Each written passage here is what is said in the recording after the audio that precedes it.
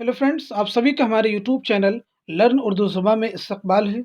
आज की video class में हम उर्दू नज़्म के आगाज़ और इर्तिक़ा से मुताल्लिक़ गुफ्तगू करेंगे। इस वीडियो में हम बात करेंगे कि उर्दू नज़्म की तारीख़ क्या है, उसका आगाज़ कैसे हुआ, उसकी इब्तिदा कैसे हुई और साथ ही साथ में नज़्म की मुख्तलिफ़ अक़साम से मुताल्लिक़ हम इस वीडियो में गुफ्तगू करने वाले हैं। इससे पहले कि हम आज की वीडियो क्लास स्टार्ट करें, अगर आप हमारा टेलीग्राम चैनल ज्वाइन करना चाहते हैं तो इस वीडियो के डिस्क्रिप्शन बॉक्स में आपको हमारे टेलीग्राम चैनल का लिंक मिल जाएगा। वहां से आप हमारे टेलीग्राम चैनल ज्वाइन कर सकते हैं और इस तरह की इंपॉर्टेंट वीडियोस की नोटिफिकेशन वहां से भी प्राप्त कर सकते हैं। और साथ ही साथ में मैं अपने टेलीग्राम चैनल पर बहुत सारे क्वेश्चन अपडेट करता रहता हूं।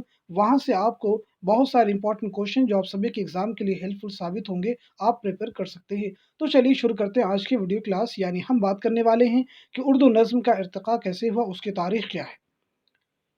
जहाँ तक उर्दू नज़्म की तारीख़ का सवाल है, उर्दू शायरी की उम्र तकरीबन 700 साल है और उर्दू के पहले काबिल ज़िक्र शायर अमीर खुसरो हैं। हज़रत अमीर खुसरो बुनियादी तौर पर फ़ारसी के शायर थे। यहाँ एक इम्पॉर्टेंट फैक्ट सामने आ रहा है कि हज़रत अमीर खुसरो बुनियादी तौर पर किस ज़ुबान के शायर थे? फ़ारसी के। उर्दू शायरी में अमीर खुसरो ने एक तरीक़ा तो ये अख्तियार किया कि एक मिसरा लिखा और एक उर्दू का, एक मिसरा फ़ारसी लिखा और एक उर्दू का, दूसरा ये कि आधा मिसरा फ़ारसी का और आधा उर्दू का, तीसरा तरीक़ा ये कि दोनों मिसरे उर्दू के लाए बहुत सी पहेलियाँ, मकरनियाँ, बाबुल और पंघट के गीत उनसे मंसूब हैं। जैसे कि यहाँ पे है, काहे को ब्याही विदेश रे लिखी बाबुल मोरे, भाइयों को देने महल दो महले हमको दिया परदेस लिखी बाबुल मोरे। वक्त गुजरता गया और उर्दू ज़बान अपना रास्ता तलाश करती हुई आदिल शाही दौर तक पहुँच गई। बीजापुर में आदिल शाही दौर की तख्लीकी सरगर्मियों में फ़न तामीर, ख़त्ताती और शेर व अदब को ख़ास अहमियत हासिल थी। लेकिन सबसे ज़्यादा अहमियत शायरी को हासिल हुई। शायरी हर किस्म के ख़यालात और जज्बात के इज़हार का सबसे मकबूल वसीला थी। इस रुझान के सबब शायरी अपने दामन में हर किस्म के मौज़ूआत समेटने लगी। इब्राहिम आदिल शाहसानी की किताब नौरस उसके ज़ौक़ शायरी और ज़ौक़ मौसीक़ी का इज़हार है। ये एक इम्पॉर्टेंट किताब है, आप इसको नोट कर लेंगे कि नौरस किसकी तसनीफ़ है, तो आपका आंसर हो जाएगा इब्राहिम आदिल शाहसानी। किताब नौरस से मुख्तलिफ़ राग रागनियों के मुताबिक अलग अलग गीत तरतीब दिए गए हैं। यानी ये किताब किससे मुताल्लिक़ है? मख़सूस राग रागनियों के मुताबिक अलग अलग गीत तरतीब दिए गए हैं, वो इस किताब में बयान किए गए हैं। इब्राहिम आदिल शाहसानी के इल्म परवरी की वजह से दक्कनी ज़ुबान ने खूब तरक्की की और उसी ज़माने में अब्दल ने इब्राहिम नामा के नाम से एक तवील मसनवी लिखी, जिसमें इब्राहिम की ज़ात व सिफ़ात को मौज़ूए सुख़न बनाया गया। अब यहाँ पे एक इम्पॉर्टेंट क्वेश्चन भी निकल के सामने आ रहा है कि इब्राहिम नामा मसनवी किसकी तख्लीक है? तो आपका आंसर हो जाएगा अब्दल। नोट कर लीजिएगा, इब्राहिम नामा मसनवी किसकी तख्लीक है? आपका आंसर हो जाएगा अब्दल। हम आगे बढ़ते हैं। मोहम्मद कुली कुतुब शाह और इब्राहिम आदिल शाहसानी दोनों ही अदब दोस्त थे, दोनों ही शायर थे और ऐसा तहज़ीबी माहौल पैदा करने के ख्वाहिशमंद थे जहाँ अहले कलम अपनी सलाहियतों को बर्रुए कार ला सकें। मोहम्मद कुली कुतुब शाह का दौर फ़नी और तख्लीकी कामों की वजह से हमेशा यादगार रहेगा। कुतुब शाही सल्तनत के इस ज़रनी दौर पर उर्दू और तेलंगी शायरी की तारीख़ हमेशा फ़ख्र करती रहेगी। इसी दौर में सल्तनत में शहर हैदराबाद बसा। मोहम्मद कुली कुतुब शाह मोहम्मद कुली कुतुब शाह पुरगू और उर्दू ज़बान का पहला साहिब दीवान शायर है। ये 12 एग्ज़ाम में पूछा जा चुका है कि उर्दू ज़बान का पहला साहिब दीवान शायर कौन है? तो आपका आंसर हो जाएगा मोहम्मद कुली कुतुब शाह। इससे पहले भी शुअरा का कलाम मिलता है, मगर उनमें से किसी ने अपना दीवान बाएतबार हुरूफ़ तहजी तरतीब नहीं दिया था। उसका उर्दू दीवान 50,000 अशार पर मुश्तमिल था। इसमें उसने ज़िंदगी की हर छोटी बड़ी अहम और गैर अहम बात को शायरी का मौजू बनाया। उसकी कुल्लियात में नज़में भी बड़ी तादाद में शामिल हैं। वजही की कुतुब मुश्तरी उर्दू की कदीम तरीन मसनवियों में से एक है। यानी कुतुब मुश्तरी किसकी तसनीफ़ है, किसकी मसनवी है? तो आपका आंसर हो जाएगा मुल्ला वजी। कुतुब मुश्तरी मोहम्मद कुली कुतुब शाह और मुश्तरी के इश्क की दास्तान है और इसी मुनासबत से उसका नाम कुतुब मुश्तरी रखा गया है।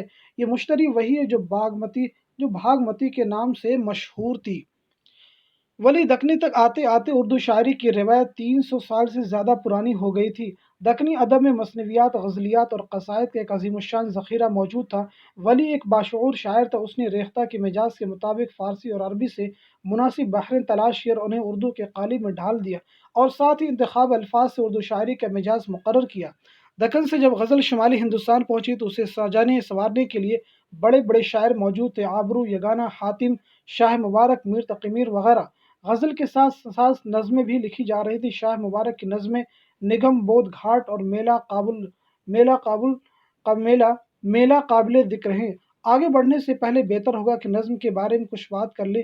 شاعری کا وہ حصہ جو غزل کے زمرے میں نہیں آتا نظم کہلاتا ہے۔ نظم کی بہت سی اصناف ہیں، مثلاً مثنوی، قصیدہ، مسدس، مخمس، نظم معرہ، آزاد نظم وغیرہ۔ جدید دور کے شعراء نے مثنوی کی صنف کو خوب استعمال کیا۔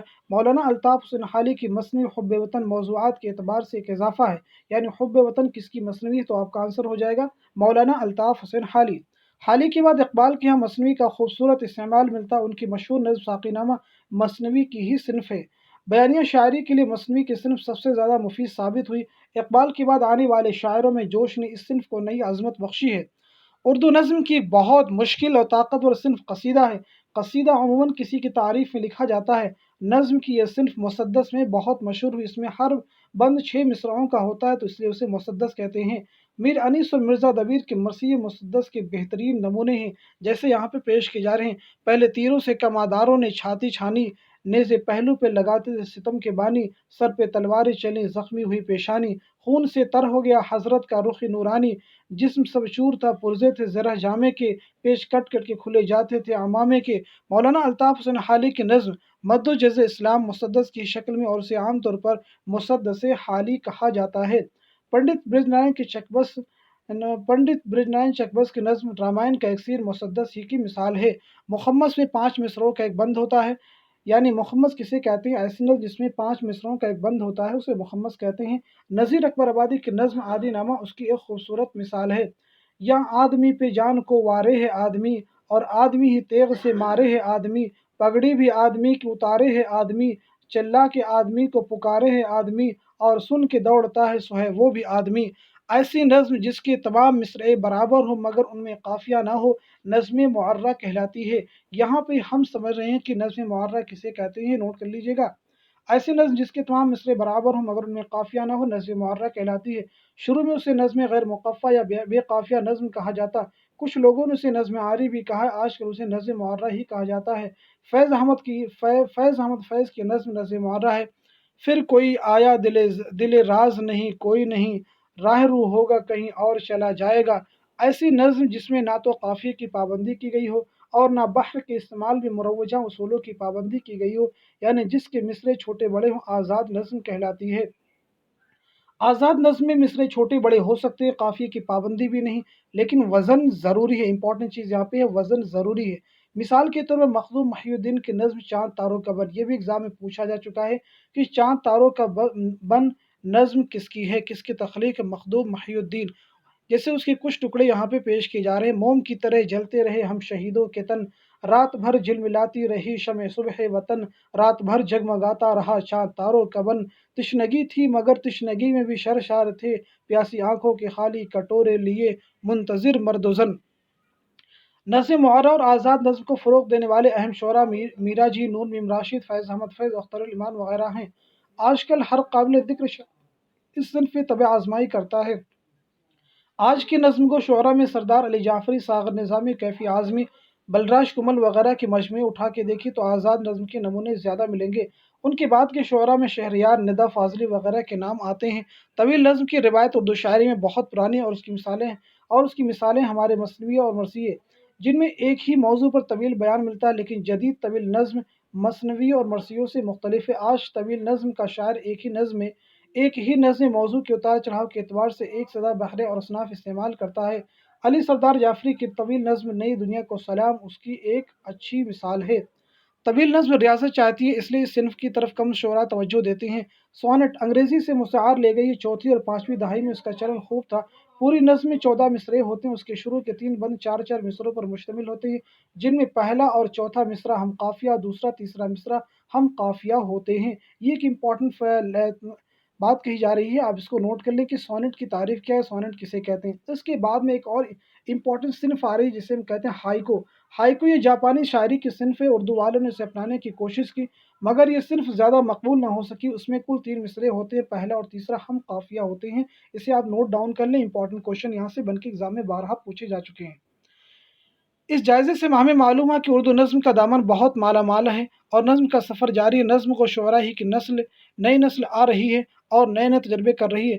اگر یہ کہیں تو غلط نہ ہوگی کہ اردو شاعری میں 20ویں صدی نظم کی صدی ہے۔ اقبال کے بعد نظم کو شعراء کا ایک بڑا قافلہ نظر آتا ہے، جس میں مولانا اسماعیل میرٹھی، تلوک چند محروم، پنڈت برندائی چکبس، اکبر الہ آبادی کے نام سر فہرست ہیں، اور ایک نمایاں نام اردو کے بڑے شاعر جوش ملیح آبادی کا، جس نے نظم گوئی کو عام کیا۔ ان کے ہم قدم ہم جن شعراء کو دیکھتے ہیں وہ ہیں فراق گورکھپوری، سیماب، اکبر آبادی، ساغر نظامی اور روش صدیقی۔ اس کے بعد کا زمانہ آتا ترقی پسند تحریک اور حلقے ارباب ذوق کا، جب موضوع اور حیت کے بے پناہ تجربے ہوئے اور اردو نظم کا دامن وسیع سے وسیع تر ہوتا گیا۔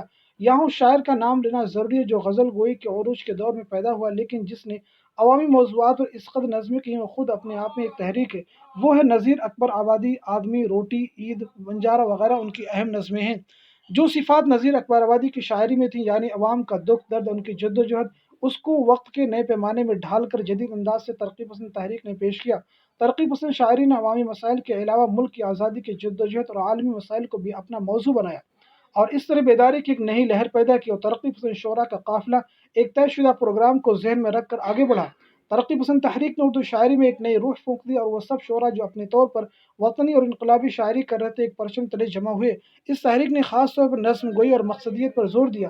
مجاز، جذبی، جانثار اختر، ساحل لدھیانوی، مخدوم محی الدین، فیض احمد فیض علی، سردار جعفری، کیفی اعظمی، نیاز حیدر، وامق جونپوری، احمد ندیم قاسمی وغیرہ سر فہرست ہیں۔